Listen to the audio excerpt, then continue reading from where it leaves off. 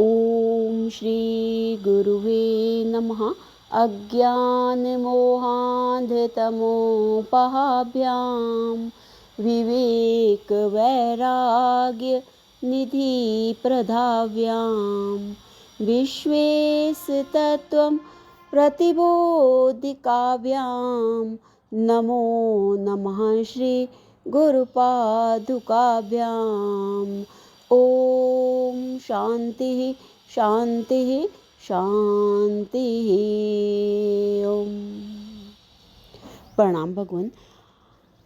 मांडूक्य प्रवचन आलात शांति प्रकरण से स्वामी श्री अखंडानंद सरस्वती जी महाराज जी द्वारा भगवान। और हमारा जो है आज का टॉपिक है आत्मा का वास्तविक स्वभाव क्या है। आत्मा का वास्तविक स्वभाव क्या है। तो भगवान मंत्र लिया है, जरा मरण निर्मुक्तः सर्वे धर्माः स्वभावतः जरा मरणम इच्छन्त अश्चवन्ते तन्मनुष्या। कह रहे हैं कि सभी आत्मा स्वभाव से जरा मरण निर्मुक्तः अर्थात निर्विकार है। अपने में जरा मरण की इच्छा कल्पना सी करके विकारों के साथ तादात्म्यपन्न होकर स्वभाव से च्युत जान पड़ते हैं। वस्तुतः वैसे होते नहीं हैं। अजन्मा में जन्म मरण की कल्पना ही अन्यथा भाव की कल्पना है। जिसका जन्म नहीं उसकी मृत्यु भी नहीं है। असत्य का अभाव स्वामी जी कह रहे हैं कि असत्य का भाव अर्थात जन्म नहीं है और सत्य का अभाव अर्थात मृत्यु नहीं है। नास्तो विद्यते भावो ना भावो विद्यते सता।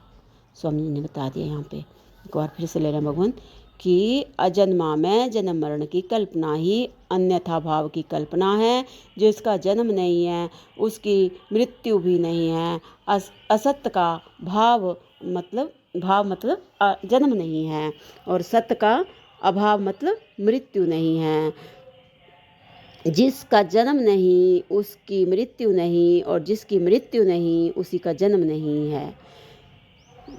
तात्पर्य यह है कि सत्य का जन्म मरण नहीं है और असत्य का भी जन्म मरण नहीं है। आत्मा और शून्य दोनों ही जन्म मरण से भी निर्मुक्त हैं। वेदांती आत्मा का निरूपण करते हैं और बौद्ध जो है वो शून्य का। जन्मवादी परस्पर के खंडन से ही खंडित हैं। तत्वज्ञ दोनों का ही अर्थात जन्म मरण का अंत सिद्धांत स्वप्रकाश अधिष्ठान प्रत्यक्ष चैतन्याभिन्न ब्रह्म का साक्षात्कार करते हैं। गीता में बताया हुआ भगवान कि जो ये तत्वज्ञ दोनों का ही अर्थात जन्म मरण का अंत और सिद्धांत प्रकाश अधिष्ठान प्रत्यक्ष चैतन्याभिन्न ब्रह्म का साक्षात्कार करते हैं। जन्म मरण सभी विकारों के उपलक्षण हैं। आत्मा में कोई विकार नहीं है। ये जो जन्म मरण है सभी विकारों के उपलक्षण हैं। आत्मा में कोई विकार नहीं है। मंगल श्लोक में उन्हें आकाशवत कहा गया है। व्योमातीतम मंगल श्लोक में उन्हें आकाशवत कहा गया है।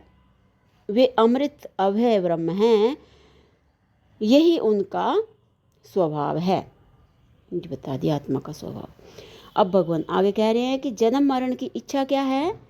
इच्छा के समान इच्छा है। रज्जु में सर्प के समान आत्मा में विकारों की कल्पना है। आत्मा में विकारों की कल्पना है रज्जु में सर्प के समान। उन्हीं जन्म मरणादि विकारों का चिंतन करते करते मिथ्या कल्पनाओं के साथ सत्य आत्मता तन्मय हो जाता है। उन्हीं वो स्वामी जी बता रहे हैं कि उन्हीं जन्म मरणादि विकारों का चिंतन करते करते मिथ्या कल्पनाओं के साथ सत्य आत्मा जो है तन्मय हो जाता है, उनसे मिल जाता है, तब अपनी सत्यता उनमें संचारित हो जाती है और वे सत्य भासने लगते हैं। अपने स्वरूप का ध्यान छूट गया, ज्ञान लुप्त सा हो गया, अपने को विकारी मान बैठा। वह अपने स्वरूप से च्युत हुआ नहीं, ज्यों का त्यों है, परंतु तद्भाव भावित होकर च्युत सा हो गया। अजन्मा रहता हुआ ही मायावश अविद्या निमित्तक संसार का अनुभव करने लगा। अविद्या निवृत्ति पर्यंत जन्म मरण की प्राप्ति होती रहती है। अविद्या निवृत्ति पर्यंत जन्म मरण की प्राप्ति होती रहती है।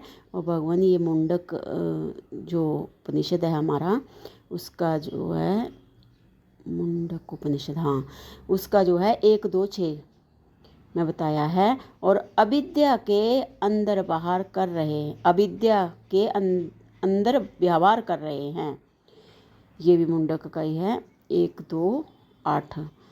और तद्भाव भावितः, ये गीता में बताया हुआ है 8, 6 में, तद्भाव भावितः कि अविद्या निवृत्त पर्यंत जन्म मरण की प्राप्ति होती रहती है और अविद्या के अंदर व्यवहार कर रहे हैं, तद्भाव भावितः। आइए इनके अंतर्देश में प्रवेश करें। सुषुप्ति, प्रलय आदि स्थितियों में देश काल प्राज्ञा के साथ एकीभूत हो जाते हैं।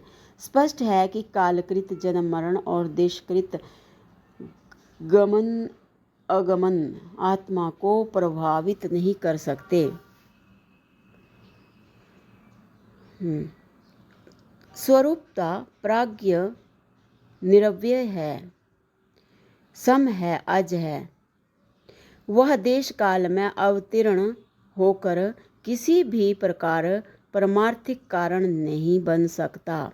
देश काल बता दिया स्वामी जी ने कि देश काल में अवतीर्ण होकर जो है वह किसी भी प्रकार परमार्थिक नहीं बन सकता। जगत अवस्था में भी जबकि सारे व्यवहार हो रहे हैं, वह अपने स्वरूप से च्युत ही है। जगत अवस्था में भी जबकि सारे व्यवहार हो रहे हैं, वह अपने स्वरूप से च्युत ही है। देश काल आदि का साक्षी एवं एक रस चैतन्य होने के कारण अवस्थांतरित होकर वह किसी का कारण नहीं बन सकता। कार्य-कारण भाव शून्य आत्मा का अजर अमर स्वभाव सर्वज्ञ सर्वथा अव्याहत है। यदि आत्मा का ऐसा ब्रह्म स्वभाव न माना जाए तो सद्वादी एवं असद्वादी दोनों ही युक्तियों का परस्पर खंडन हो ही नहीं सकता। इससे सिद्ध है कि आत्म स्वभाव विपर्य रहित है। आत्म स्वभाव जो है वो विपर्य, संशय विपर्य रहित है। यहाँ तर्क युक्ति के द्वारा श्रुति सिद्ध सिद्धांत का समर्थन मात्र ही विवक्षित है। केवल तर्क युक्ति की ही प्रामाणिकता है, नहीं है।